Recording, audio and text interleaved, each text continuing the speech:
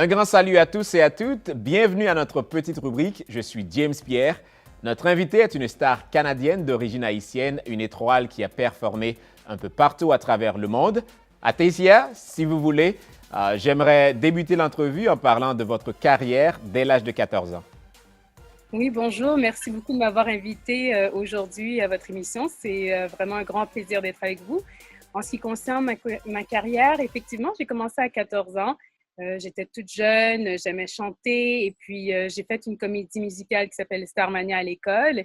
Et de fil en aiguille, j'ai chanté pour la Fête du Québec, la Fête du Canada. Et ensuite, j'ai décidé d'aller à l'école en chant classique. Donc, j'ai appris à faire le chant classique. Mais sauf que c'était pas assez, il me manquait quelque chose et j'ai découvert la scène électronique, donc le house, le deep house et j'ai eu une piqûre, donc j'ai commencé à chanter avec les DJ de Montréal, le underground night scene, c'était vraiment incroyable et après je me suis dit, il me semblait qu'il me manquait quelque chose.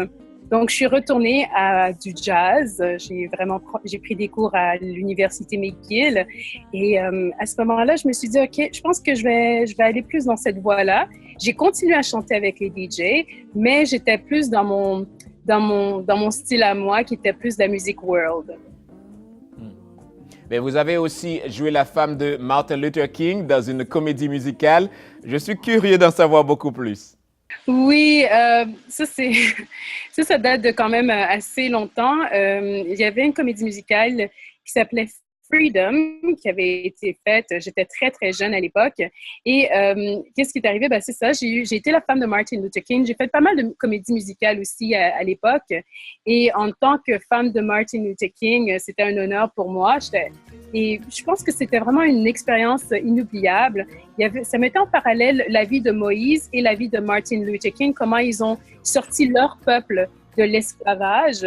Donc, quand on parle de Martin Luther King, tout le monde sait que c'est une icône, c'est comme un peu Nelson Mandela, tu vois. Donc, pour moi, être dans une comédie musicale de ce genre, c'était génial. Vous l'avez mentionné dès le début, vous êtes une star au pluriel de jazz, tango, bossa nova et autres, une diversité extraordinaire, je dirais. Est-ce que cela fait partie de votre personnalité? Je crois que oui. Bon, je suis canadienne, francophone, d'origine haïtienne. J'ai du sang espagnol du côté de ma grand-mère. J'ai aussi appris que j'avais du sang taïnos. Bon, ça, il faudrait que je fasse plus de recherches, mais c'est mon arrière-arrière-grand-mère ou arrière-arrière-arrière. Donc, je pense qu'il y a un mélange à l'intérieur de moi. Aussi, c'est le fait qu'en grandissant, j'ai vraiment voyagé le monde à travers la nourriture, la musique quand j'étais petite. Donc, la musique française, la musique brésilienne, ça, je l'ai découvert un peu plus tardivement, par coïncidence. Mais mon oncle écoutait beaucoup de jazz. Donc, je pense que j'ai été dans des écoles où il y avait 80 ethnies différentes.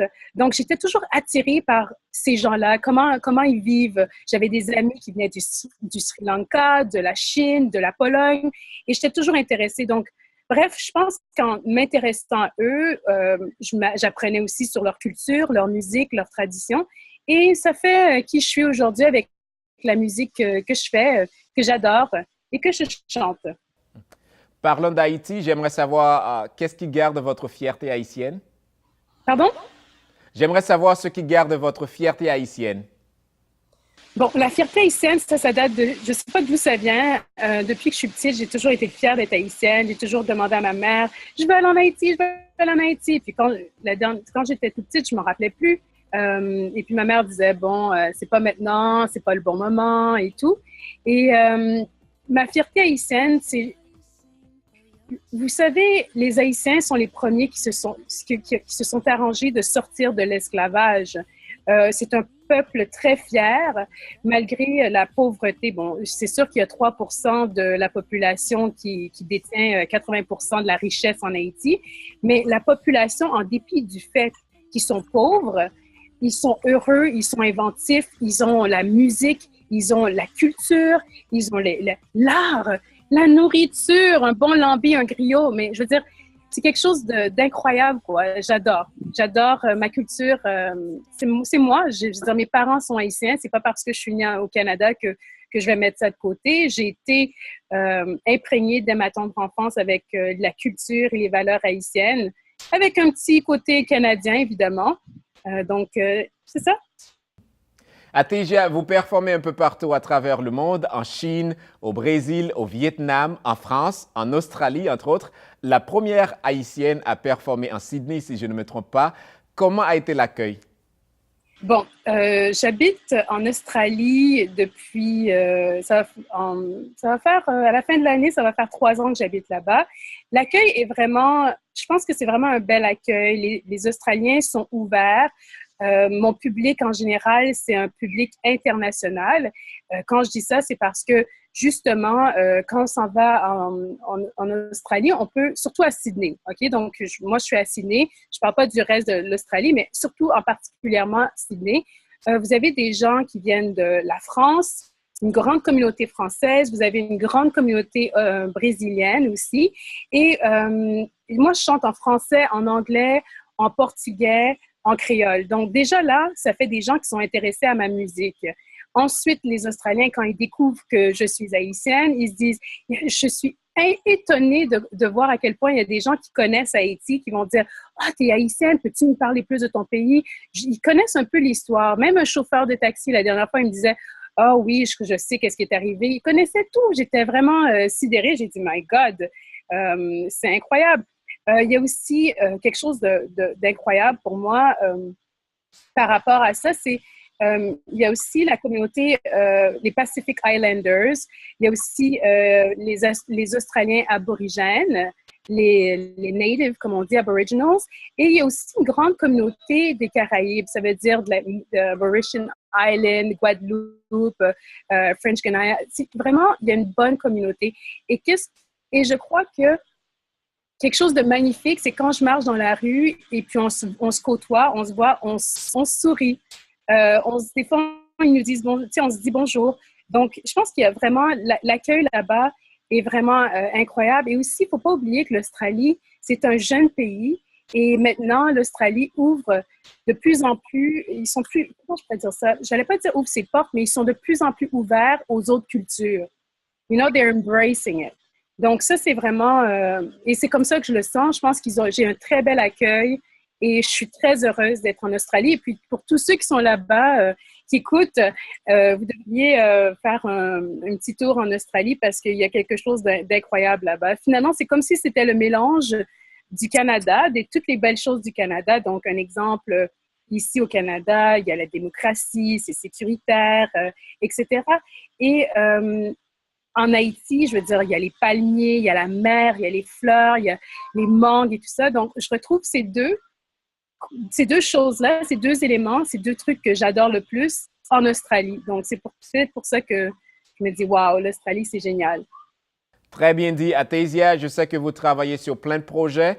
Partagez, si vous voulez, avec nous quelques-uns. Puis, un petit conseil pour les artistes haïtiens. Bon, présentement, je suis en train d'écrire des nouvelles chansons et j'ai très hâte de pouvoir faire un nouvel album. Probablement, je réfléchissais peut-être à avoir des musiciens australiens et haïtiens, faire une combinaison des deux avec une petite surprise. Je ne peux pas en parler trop. Par contre, s'il y a des gens des producteurs, des musiciens, des booking agents qui sont intéressés à collaborer avec moi, bon, vous pouvez toujours me rejoindre à atesiamusique.com. À ce moment-là, on pourra être en contact et vérifier qu'est-ce qu'on peut faire. En ce qui concerne des conseils pour la nouvelle génération, c'est ça? Mm-hmm. Je pense que qu'est-ce qui est important pour toute chanteuse ou artiste, c'est d'être soi-même. Quand je dis ça, ça veut dire, parce que il y avait Quincy Jones qui avait dit, il parlait justement de Nana Mouskouri, il a dit quoi, on n'est pas capable de définir qui chante après quelques secondes parce que on est comme, on se demande est-ce que c'est telle personne, telle personne, telle personne, mais à ce moment-là, vous savez que c'est pas bon. Parce qu'une chanteuse doit être unique, une chanteuse doit ne pas ressembler à une autre. Donc, probablement, ce serait ça mon conseil, c'est be yourself, soyez soi-même. Vous pouvez vous inspirer des autres, mais pas les copier. Il faut travailler très fort. Il faut jamais abandonner. Il faut s'entourer des bonnes personnes, ça veut dire la famille, les amis, parce que des fois, c'est très difficile et quand c'est le temps de pleurer, ben, il faut que quelqu'un vous ramasse. Donc, la famille, les amis, c'est toujours les meilleurs. Ensuite, quoi d'autre? Je pourrais dire de collaborer avec des personnes qu'on respecte et qu'on admire. Ça, c'est vraiment important. Et aussi, dans le milieu de la musique, il faut de l'argent. Donc, faire un site web, un album, ça coûte de l'argent. Si on n'a pas d'argent, bon, il faut avoir des contacts. Si on n'a pas de contacts, il faut travailler très fort, être persistant, persévérant, avoir du talent, évidemment, et aussi beaucoup de chance. Très bien dit. Ateja, un grand merci d'avoir été des nôtres. Bien, c'est moi qui vous remercie. Vraiment, j'aimerais ça remercier tout le monde, ma famille, mes amis, la communauté haïtienne, les gens qui me likent sur Facebook, les gens qui viennent à mon spectacle et surtout toi, James, pour m'avoir invité aujourd'hui à ton émission. Ça fait un plaisir. Merci en pile. Thank you. Merci beaucoup. C'est un plaisir et un honneur. Et merci à vous aussi d'avoir suivi cette rubrique. Je suis James Pierre. Au revoir. Be creative. Be a hero. Be the solution. Be connected. Be innovative. Be global. Be successful. Be you. Be MDC. Be Miami-Dade College. Welcome back. Joining us now is Ada, Haitian-American singer, born in France but now living in Miami. Thank you so much for being here. Thank you so much for having me. Let's start by talking about your beginning of your career. So you were born in France. Yes. Moved here. First, you're starting as a poet. So you were frustrated and you wanted to write about immigration, about your frustration. Right. Tell me a bit about that. So yes, I was born in France, and when I moved to the United States, it was definitely a culture shock for me. I had been used to going to Haiti on vacation, so that was my norm, France and Haiti. And I came to America, and it was like so different, and the culture was so different, and the people were so different. And I started writing about the frustrations and what it's like to be an immigrant living in the country. And it just started as poetry, but I always loved to sing. I've always loved music and creating melodies and things like that. And I started putting my poetry into song, and it created who I am today. And then you switched from that to the reggae style. You fell in love with it? Yeah, so I've always been a Caribbean music lover. I loved compa, that was my earliest memories of music. And as I got older, I studied more music, and I fell in love with reggae. And I fell in love with the message that reggae music brought. So I went into that after college. I joined a reggae group, a reggae band called Trinity Children of Man. And, we did very, very, very, very good work in the community in Boston. And it was beautiful, beautiful. You are a diverse artist, right? You sing in French, in Creole, in English, but also you mix from reggae to poems and then mix now to compa. Yeah. You're so blessed to perform with one of the major artists in the HMI, Haitian music industry, Ali Lariviere, Gazman.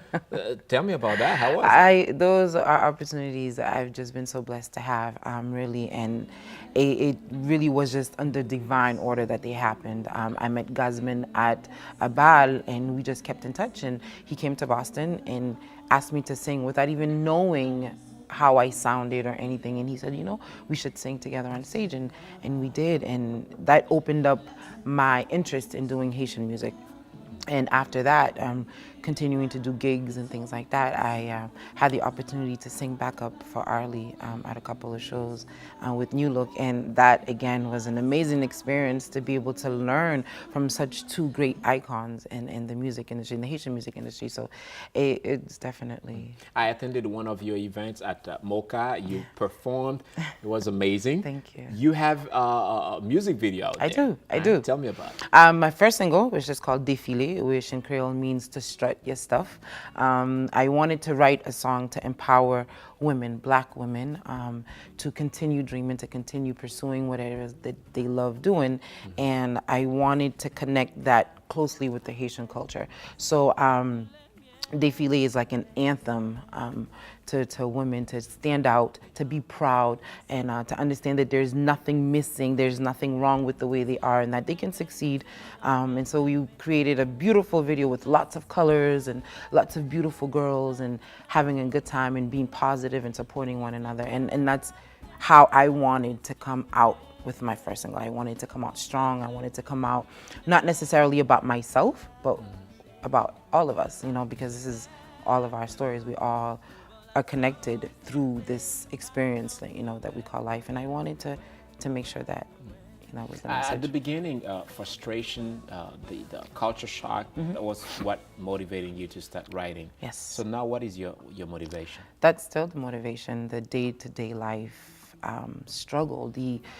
I find it amazing how we're all here trying to do something. We're all here trying to belong, and I love that. I love that your story may not be so different from my story, and that we can share that through art and through music and through culture and all of these things. So I want to be able to be relatable to my audience, and I think that's always the motivation, to the real nitty-gritty life stories, you know.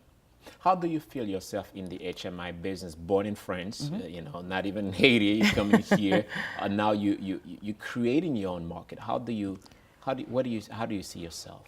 You know, it's funny because I always hear people say how it's difficult for women in the HMI to succeed, and I don't think it is, and I actually think it's the opposite. I think it's the best opportunity for us to succeed. I think if we stop thinking about the things that are wrong and the negative things and the things that can't happen, it really stifles us from doing what we want to do. So I want to just keep sharing my music. I don't even think about being a woman in the music industry and how it's going to affect my art. I just do what I have to do, and I just keep pushing, and I keep developing and keep perfecting my art. And you know, I try not to think too much about it because I feel like it takes away from what it is I'm trying to do, really. So And there's a saying, what doesn't kill you make you stronger. Absolutely, absolutely. Any moment where you were performing, whether it's in the Haitian community or in the reggae world, where you felt, wow, that wasn't what I was expecting, but I'm gonna keep going because that's my dream. Yes, I mean, putting shows together are not easy, you know, productions and how you, as an artist, you see yourself performing, and you try to create that vibe and that atmosphere, and sometimes it doesn't always quite work that way, but that's part of it, and it's a part of any job, I think, of anything that somebody does. It's not always going to be great. It's not always going to be pretty, but it comes with the territory, and you have to understand that it's not always going to be good. It's going to be difficult, and sometimes it always feels like all of this work is hard and it's difficult, but those 30 minutes that you get to spend on stage, it's all worth it. You know what I mean? Because that's when you get to share that moment with people. We're running out of time, but I would like to know what's going to be part of your upcoming album, who's going to perform with you, where we going, from reggae to compa? So it's going to be a fusion, a mixture of, I want to create a world album. I really think I would like to put Haitian music on a map where it's shared around the world. So I want to take different elements of different kinds of music that I like and make one sound with it. So it's definitely going to be a fusion of different things. There's going to be some Creole in it. There's going to be English in it, a little bit of French, and it's going to be African a little bit too.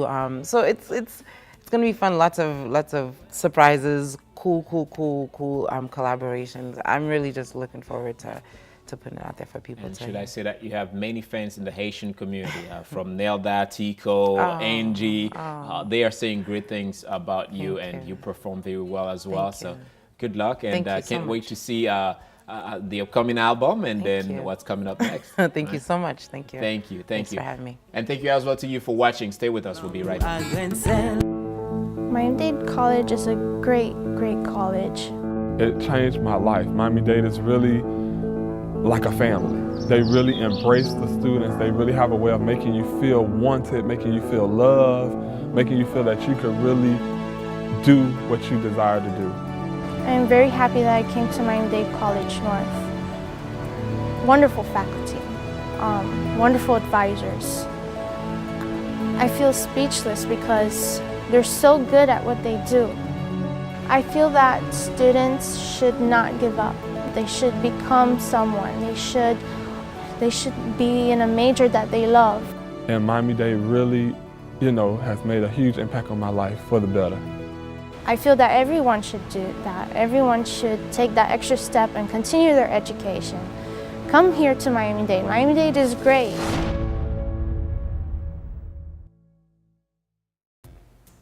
Welcome back, and joining us now is Jenan Saint-Fleur. You are doing a great job in the Haitian community. We want to make sure that we highlight that. First, let's talk about the cancer. You're a cancer survivor Yes, for I am. more than 12 years.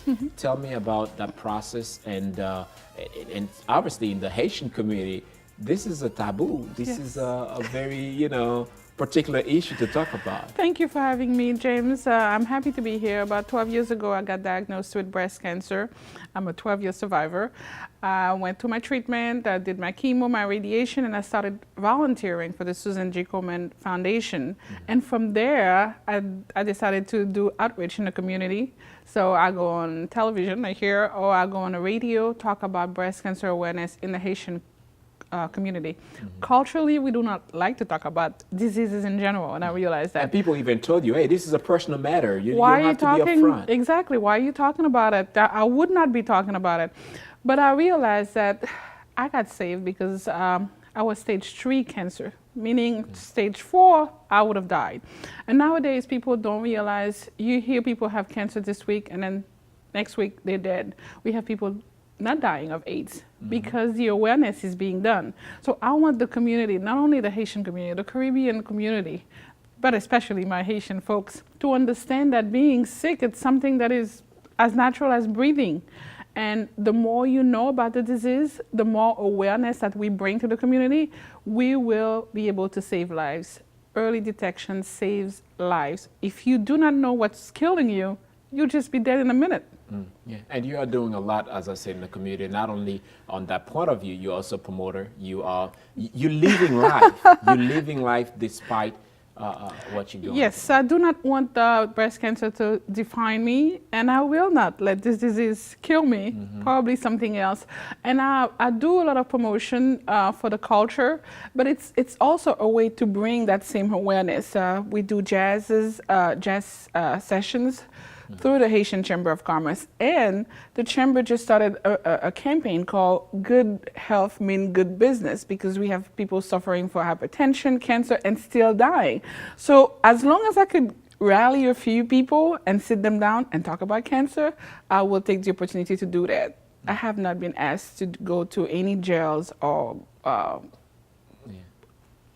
other places to just go and talk, but I've been to the mosque, and I've been to different places to talk about breast cancer, and making sure that those people understand that the early they get to know whether or not they are breast cancer survivor, or if they have that diagnosed, that they could find the resources to be able to kill this disease, to survive it. And I would also say that you don't survive it because you live with it. So every decision that I'm making right now, whether I don't want to live with stress or whether I want to have fun and live life, has to do with the fact that I was diagnosed. Forget about that. Let's talk music, right? So you do a lot of concert in the Haitian community. Yes. Here in Miami, especially jazz. And we're talking with a close friend. We're telling me Bito Vaoba, right? Was there. We have what a wonderful gentleman, and the way he really perform? We have several artists that are very, very talented, but we do not bring them out. And I realized that maybe part of me having the cancer was me being too stressed about life and working. So I tried to find a niche other than the compa and the Toubadou to have the Haitian community after work on a Thursday come sit, listen to some Belot, listen to Mushy with Pierre and Boulot Valcourt. And when they do that, they realize that they like it. And I must tell you, I have been very blessed to have several organizations, especially the media, to help me promote the jazz events that I'm putting together. And when they come, they do not want to leave. And that makes me happy. That's a good support from the community. Yes. Talking about community, for our viewers in the United States and around the world, when you hear the word Haitian community of Miami or South Florida, what comes in mind? Wow, this is a curve. When I want to hear the word community, I want to be able to see the resources put together. I want us to have community centers, places where people could go and find help. I have people calling me from Haiti telling me that they have breast cancer and they would like to come here. Where do I send them? Which center will be able to provide the proper help for them to be able to move on with their lives? So when I hear the word community, I must tell you something. If you are not prosper, you are not free. And that's part of the motto in the Chamber of Commerce, liberty to prosperity. If you depend on somebody giving you at all time, you cannot say that you are a community. We are there, and we are there in big numbers, but we need to set certain foundations, certain parameters to make sure that we will not have to fight just like our ancestors and maybe my grandmother did have to do it. I want my children to be able to feel like there's something that is left for them, a legacy. Yeah. We have a small segment, the favorite. So I'm going to ask you a couple questions, and you have 30 seconds to respond to them. Obviously putting you on the spot right there because we have 2 minutes left. What is your favorite Haitian band? My favorite Haitian band is Les Frères des Gens. Ah, way back. Wonderful. Yes. And your favorite Haitian artist? Artist as in painting? Yeah. As in painting, I would choose Enguerrand Gourgue. Wow. I'm biased. I'm feeling like Ed Lozama would say, les jeunes anciens. It's having a lot of fun here. Yes. You know, when you try to culture yourself, you have to go back to the roots. And then you realize that it's so important to be connected with it and grow with it. Yes. Haitian food? Haitian food, oh my God, something that I have not had in a while and that I cannot have is some griot. Wow. Yes. Yeah, griot is just wonderful. Favorite place you would like to go in Haiti? La Citadelle. In the northern side, yes. Because I've enjoyed the beaches when I was younger. Yeah. Your favorite word in Creole? My favorite word in Creole will be en aller. En aller, right? Let's go. Let's go. Wonderful, because you're always into movement. I'm always on the go. Wow, that's great. And who will be your favorite model, role model in the Haitian community of South Florida? If you have to choose one. In South Florida. Wow, this is really putting me on the spot. I told you, right? That would be you. That would be myself. Because I think you're a role model to a lot of people and how you motivate others to do what they have to do. And I have to tell you publicly that we are so proud of your work in the Haitian community. I know you're doing a lot of work in Broward, but you also do a lot in Miami. All over the places you are, and you there to motivate the Haitian community to make sure that we stay healthy, because if we do not have a healthy community, we don't have a community. So thank you so much, Tianan, for being here. Thank you for having me. It was a pleasure. No, it's an honor. And thank you as well to you for watching. My name is James Pierre. We'll see you next time.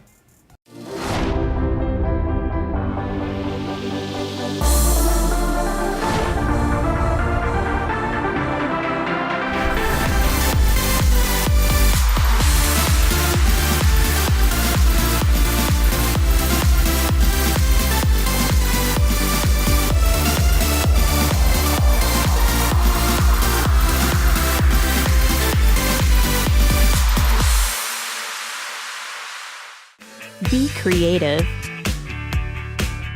Be a hero. Be the solution. Be connected. Be innovative. Be global. Be successful. Be you. Be MDC. Be Miami-Dade College. Live life, love life. 4 great words. Have you heard them before? Well, if not, we'll welcome that gentleman on stage. Niner, you are doing so much, but you have a movement. Yes. Live life, love life. Yes. What is behind it? So in 2008, was a really difficult time in my life. I had just got let go from my job and rolled into 2009. We all experienced a bad economy, where everything that started failing, people started losing their jobs, their homes. Well, I was one of those individuals. And it was such a difficult time, mentally, emotionally. I didn't know where I was at in life. I felt like giving up, and I didn't know what to do. So, one day I was at a friend's home, and I was just there sitting down, trying to gather my thoughts, and I was watching a movie. And in the movie, an important question came about. It said, "Are you living or are you existing?" Now, when you think about that as an individual, you ask yourself, "What am I really doing with myself?" And I couldn't answer it. I asked myself that many times, and I just couldn't come up with an answer. So, I called the person who I converse with on a regular basis, my mother. And I said to her, I said, "Mom, I heard this crazy question." And I repeated it to her. I said, "Are you living or are you existing?" And a silence came upon the phone. And, I heard her a deep breath, and she said, "Son, I'm existing to pay bills." Now, knowing where we came from, we migrated from the island of Trinidad and Tobago to the United States. She came in here when she was about in her mid to late 20s and trying to get a better life for not only herself, but myself as well. And since then, she's been working job after job or 2 jobs nonstop, 16 hours a day, sometimes 20 hours a day, coming home, probably no sleep, no nothing, She's a fighter. And by me telling her that, and I wanted to cry. My heart was broken. And she said, "Son, I didn't give up, nor should you." And, she said, "I need you to live life. I need to, you need to live life. I need to love it, and I need you to pray some more." And from there, I told myself, I was like, wow, those are impacting words. Live life, love life. And really think about it. We always ask ourselves, do you love yourself? Do you love life? Do you do this and do you do that? But really and truly, I believe if you start living it, you're going to start loving it. And that's what the words came about. Live life, love life. Not only you carry these words inside of your heart, but you want people to wear that via shirts. You have other things. Tell me about that. You have people from all over the world now wearing your shirts. Yeah, I mean, it's such a great movement. We are creating something that is going to inspire folks. I call it, and it's funny how I say this, but I know, don't get me wrong with it. I call it love child between live strong and life is good. Because it's positive words, and if you look at it, we live in a world with so much negativity that we are trying to find some kind of beacon of hope, of inspiration. And live life, love life is trying to tell folks, look, start living life. Take back what's yours. Take back your life. Because if you look at it, your day-to-day functions, you go to work 9 to 5, you come home, you have the family, you have the kids, you're paying bills. Every day is engulfed with so much stuff that what do you give back to yourself? Bob Marley said something that really captured me was live the life you love the life you live, and you got to start getting out there and doing things fun, this is take back what's yours, your life. I use T-shirts, I use wristbands, I use tea mugs, anything to put that expression out there so others can see the message and just, and absorb it basically. And along with my slogan, it's not a lifestyle, it's a way of living. So let's say, for example, you may like going to the gym, for example, and you might say, you know what, I'm going there every day because this is what I like to do. Your friends might say, man, that's his lifestyle, that's all he wants to do. But to you, it's a way of living. It's the way how you choose to live your life. And everyone lives life differently. The whole idea is to start living it and take it back. So positive, and that's what we're sharing here at the show, a positive energy. I would like you to share a piece of advice with anybody now dealing with tough times and feel this is the time to give up. What would you tell that person? I would say keep pushing. We are our own enemies mentally and emotionally. We see so much negative programming out there. I try to do things, I listen to music. I love soca music. I'm from Trinidad and Tobago. You know, soca to me it inspires me more. A lot of positive words, you know, a lot of negative programming is out there. So I try to, you know, do things or listen to things that puts that positive programming as well back into me so that it can inspire me once again. So do things that inspires you so that, you know what, every little victory, small victory that you may do starts to roll into a big snowball, and there you have a huge victory. You know, but start small. It's baby steps. Another thing too is that we inspire those who are uninspired. That's the goal, you know. And I'll give you an example. Breast cancer awareness. You know, if you look at the word live life, love life, the first, second, third, and fourth letter of each word spells the word live. During the Breast Cancer Awareness Month, it's one of the foundations I love to support. My grandmother passed away from breast cancer. She didn't have no knowledge about it until it was too late. And it turns colors. It goes to pink and has a ribbon on it. And it just, you know, we tell a lot of folks out there, be strong. And one of my slogans on my breast cancer shirts is, oh my goodness, I remember it right now, but don't give up. Yeah. Don't give up. That's very good. That's very good. Snyder, thank you so much for being here, and I really encourage anybody, watching now to please wear your shirt as well and make sure that they support the movement. Yes, you could definitely follow me on Instagram. It's Live Life Love Life 23. You can visit the website livelifelovelife.co. Those are the best ways to get in contact with us. You could order a shirt or just send me a message. Either one is fine, and I'm there. I'm always happy to inspire others. Yeah. Live life, love life. We'll be right back. Miami-Dade College is a great, great college. It changed my life. Miami-Dade is really like a family. They really embrace the students. They really have a way of making you feel wanted, making you feel loved, making you feel that you could really do what you desire to do. I am very happy that I came to Miami-Dade College North. Wonderful faculty, wonderful advisors. I feel speechless because they're so good at what they do. I feel that students should not give up. They should become someone. They should be in a major that they love. And Miami-Dade really, has made a huge impact on my life for the better. I feel that everyone should do that. Everyone should take that extra step and continue their education. Come here to Miami-Dade. Miami-Dade is great. Be creative. Be a hero. Be the solution. Be connected. Be innovative. Be global. Be successful. Be you. Be MDC. Be Miami-Dade College. I want to welcome our viewers in the United States and all around the world. We are blessed by the presence of Tico Alma, motivational speaker. Thank you so much for being here. Thank you, it's a pleasure. Before we start rolling, we were talking about life, how wonderful it is, and how wonderful it is to have you here. I know you are doing so much in the community as well as a singer, as a motivational speaker, as an actress. I don't even know where to start. Let's start by asking about your career as a singer. How does it start? Wow. My career as a singer started roughly 13 years ago. I was in a singing group. I was in a Haitian singing group. However, I quickly realized, well, quickly meaning 8 years into it, that I needed to make a switch. It wasn't really working for me. The industry is not what I anticipated for it to be for women because it's a male-dominated industry.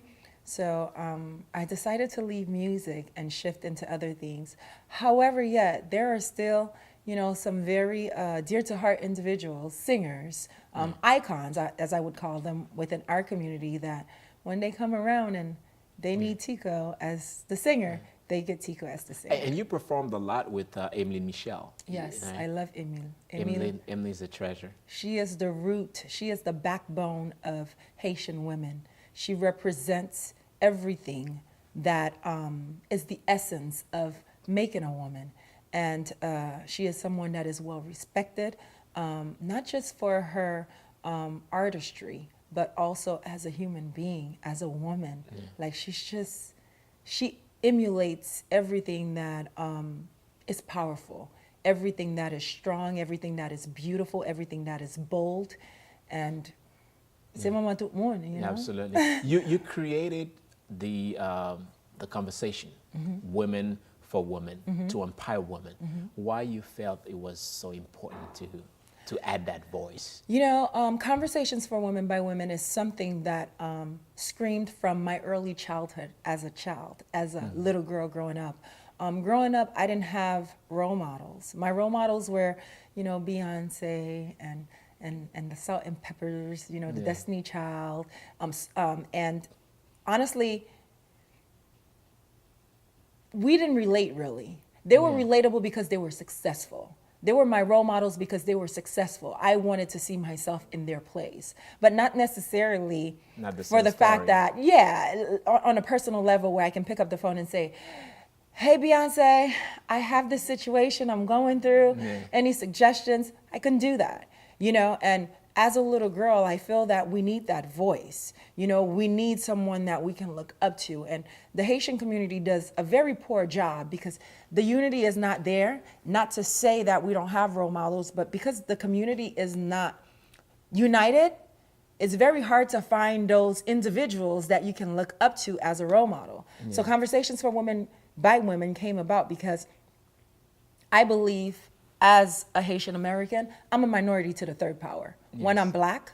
Two, I'm a woman. Three, I'm Haitian. So therefore, I need to work so much more harder, you know, than someone else. So Conversations for Women by Women is a place to elevate women, to help them find their self-esteem, their self-confidence, their inner voice, to help them love themselves, because we need a lot of love in this world. And there are a lot of women out there that need that love. And, you know, having a daughter, you know, I want her to be able to grow up in a society where she knows who she is. She knows where she comes from. She knows her roots, you know. And so Conversation for Women by Women is just a place for women to come, no charge. We talk about all the different issues. I have a speaker at times. They kick off their shoes, they drink some wine, and they talk about life.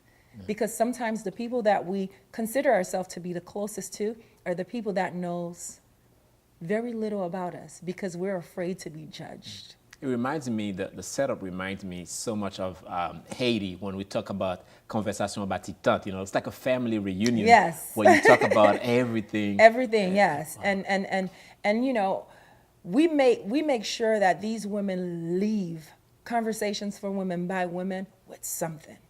You know, and you get the tears, you know, you get the smiles, you know, when something's wrong, it becomes a family.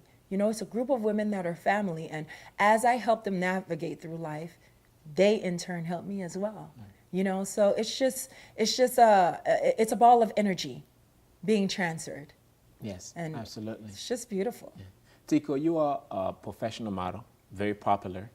Do you have any fear? Yes, I do.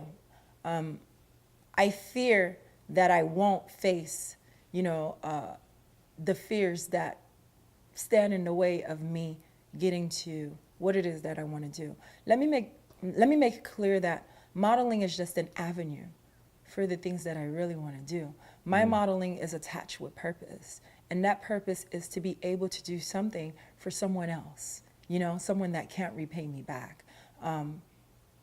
Being a beautiful face is not enough, you know, and I tell people modeling, it's not about my face, it's not about the clothes I wear or the type of body I have. Modeling is first an attitude before it's anything else. And so I can never stray away from that because, you know, it has opened many doors for me to be able to do the things that I feel in life is of purpose. But I fear that I won't save that child. I fear that I won't be able to help this woman overcome domestic violence. Or, you know, this young man stop putting himself in a position where he's a victim of molestation. You know, I fear that all they're gonna see is a beautiful face and it will never surpass that surface where we can get to the things that really matter in life. And it's not about a beautiful face. It's not about designer bags. It's not about the latest, trend. It's about changing a life. It's about touching a heart. It's about making someone that want to give up believe that, no, she did it. I can do it. So that's what I fear the most, that people will just be so vain and just can't go past that, oh my gosh, she's such a beautiful girl. But yet, this beautiful girl has so much more to offer, that surpasses, what they see, Absolutely. And one thing I have to say that we relate on, we face so much, a lot of struggles here, at least on a daily basis, that we don't talk about. You are also a motivational speaker. You motivate a lot of people outside in the Haitian community, American community, all the communities all around the world. You do sessions. But you have also something that motivates you on a daily basis. What is it? I would first say my daughter, and I would second say my mother. I didn't grow up in a family with a silver spoon in our mouth. I grew up very poor, and I don't take that for granted. When people ask me, do you regret anything growing up? And I say no. I say no because it has formed who I am today, being full of humility, staying grounded, because I believe in that. So everything that I do, it's a fuel of passion. It's a ball of fire. Like, it won't let me sleep at night sometimes because it's like, you need to do something because tomorrow I'm not going to be here anymore. And my daughter is going to be in this world. And I want to make sure that, I'm at peace with knowing that she's growing up in a world where, even though the world may be upside down, but she knows who she is and she knows the right decisions to make. And so that's where all of that comes from, just, and it's a fear too. It's a fear that I don't do enough, and she grows up in a world where she has to face the reality of things, which sometimes, most times, is not pretty at all. You talk about the most beautiful people in your life, your daughter, your mother. You didn't say anything about your dad. Funny enough, I grew up with my dad in the streets of Brooklyn, New York. I was always daddy's little girl. Back then, if you ask me, who do you love more, your mom or your dad? And I'll be like, my dad, because that's who I grew up with. Yeah. I think my dad, God bless his soul, I think he did the best job that he could. He left a legacy that will forever be tattooed on the tablet of my heart. And that's to always, always, always, always, always be yourself wherever you go. And being myself have become so easy lately that sometimes I have to refrain. I have to suppress, the type of person I am because politically incorrect, that's me. My picture is right next to it because everything that I do and everything that I take a part in, I'm passionate about. It moves me in a way. So my dad played a very major role in my life. I mean, unfortunately, it was for a very short period of time, but yet he's tattooed on the tablet of my heart, and that's a man that I will never forget. This is the man that, he was my first love, and he was also my first heartbreak, when he passed away. So therefore, the fact that I was able to overcome that, I can face anything that the world throws at me. You are a very powerful person. You have a very powerful voice inside the Haitian community.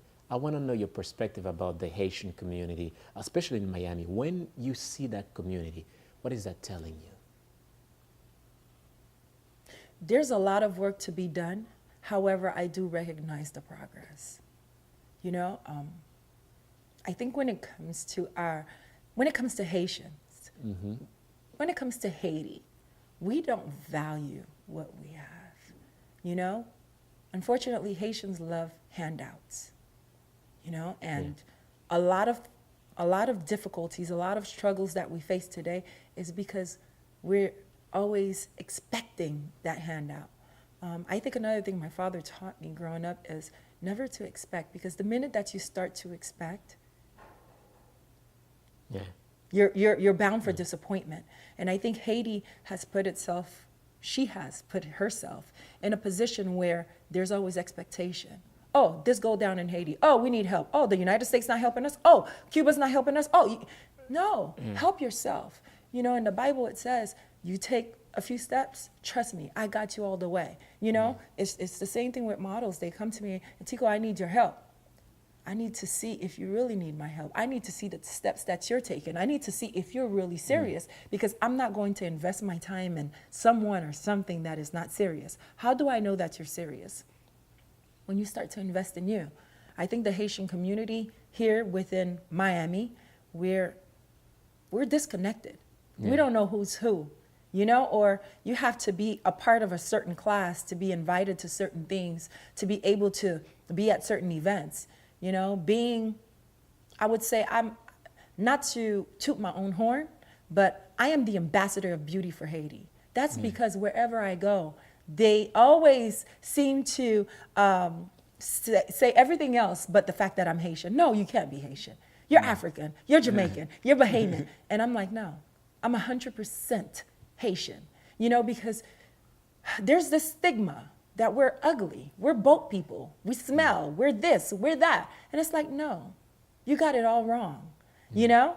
And so the community here is not what I would want it to be. I think we can do so much more work in uniting, you know, and doing things on a bigger scale, because everyone is so focused on doing things on a smaller scale that we don't realize it's more impactful, it's more successful when we do it together, you know? When we unite to say, we're going to do this together, then we're a voice, we're a strong voice.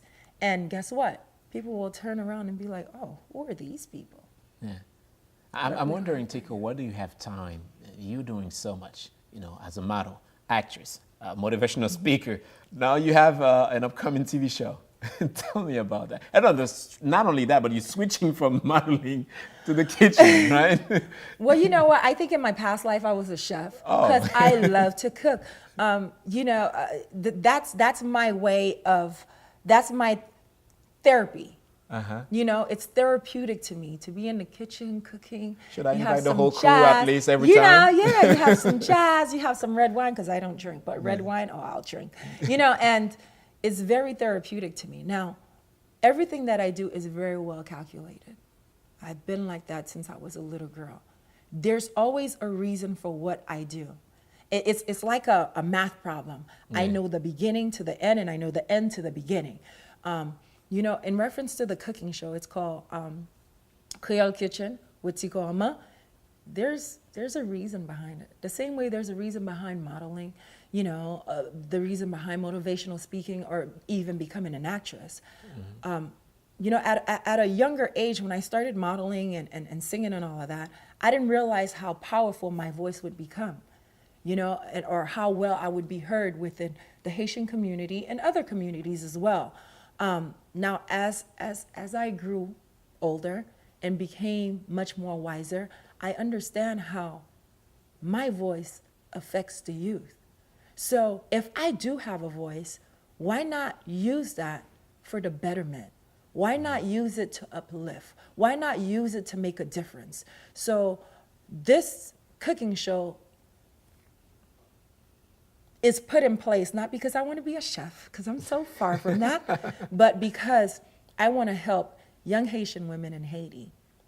And, you know, it's easier sometimes to hand someone something and then ask for something back in return than just going to them and say, this is what I want.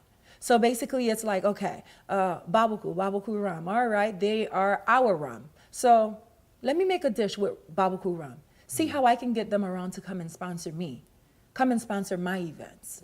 Come and give me the opportunity to be able to go to Haiti to talk to these 13-year-olds and these 20-year-olds and tell them, listen, understand your worth. You're so much more than selling your body. You're so much more than bleaching your skin. You know, you can overcome this molestation by a family member, you know?